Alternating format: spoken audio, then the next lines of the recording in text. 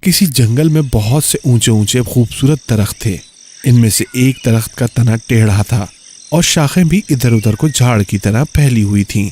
ٹیڑھا درخت ایک دن اپنے دل میں کہنے لگا، جنگل کے دوسرے درخت کیسے سیدھے اور خوبصورت ہیں، مگر میں ٹیڑھا ہوں۔ کیا اچھا ہوتا اگر میں بھی اور درختوں کی طرح سیدھا ہوتا اور خوبصورت ہوتا۔